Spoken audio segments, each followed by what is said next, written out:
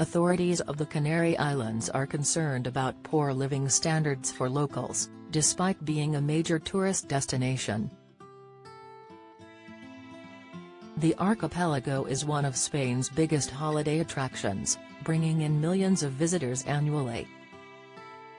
Its 7 main islands include Tenerife, Fuerteventura, Gran Canaria, Lanzarote, La Palma, La Gomera, El Hierro, and despite generating major revenue, poverty for residents is spiraling. That's according to Fernando Clavijo, president of the Canary Islands government, who this week urged the leading industry tourism sector to help others like agriculture to achieve a better redistribution of wealth. A staggering 36% of the population of the islands is thought to be at risk of poverty and social exclusion, a figure that amounts to almost 780,000 people, the Express reports. Casimiro Curbelo, currently president of the Cabildo de La Gomera, ASG, said he was against calls to change the current model of tourism on the islands but was in favor of improving it to achieve excellence. He suggested that he was extremely surprised that the Canary Islands are getting stronger every day in the tourist sector, but that society is getting poorer and that the need to find out what is wrong was at an all-time high. Last year, spending from tourism on the islands mounted to €22 million, £18 million. Mr. Clavijo insisted that the tourism subsector must be aware that it has a responsibility to society, given that it exploits a landscape that belongs to everyone.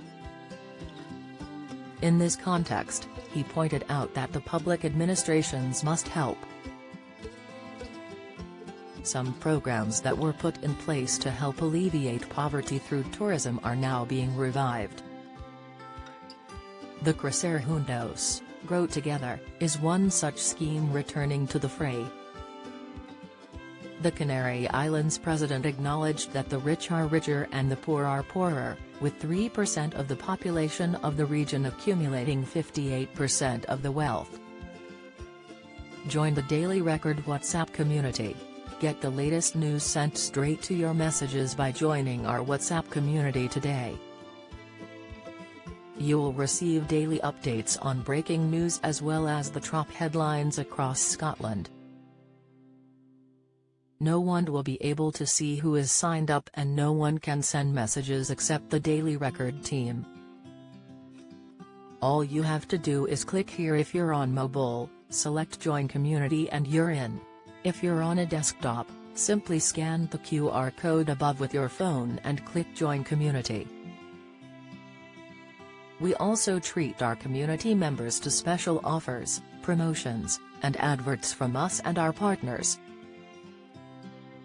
If you don't like our community, you can check out anytime you like. To leave our community, click on the name at the top of your screen and choose Exit Group. If you're curious, you can read our privacy notice. Mr. Curbelo said there is no need to change the tourism model in the Canary Islands, but there is a need to improve it to make it more competitive and sustainable and so make it work better for those who live there. He called on Mr. Clavijo to take decisions together with the rest of the public institutions, trade unions, parliamentary groups and tourism businessmen to tackle the structural deficits of poverty and unemployment. While it is true that tourism across the islands is booming, only recently have they recovered from the fallout from the COVID-19 pandemic. The year 2022 marked a full recovery in the number of British tourists to the Canary Islands. Those from the UK are the main source market for tourism on the islands, far surpassing the volume of tourism originating in Spain's mainland. Many of the workers who serve these tourists make little money from their salaries, something that Mr. Curbelo has called on to be reformed so that society can progress. The island's problems include low wages, lack of affordable housing, a gender pay gap, and a lack of support for households with children, not to mention a tax system that is strikingly different to mainland Spain and much of Europe. The average income for someone living on the Canaries is €10,116, £8,634, compared to the mainland's €29,113, £24,849. The likes of Mr. Curbelo are now calling for politicians to ensure that the resources generated in the islands stay in the archipelago. Don't miss the latest news from around Scotland and beyond. Sign up to our daily newsletter.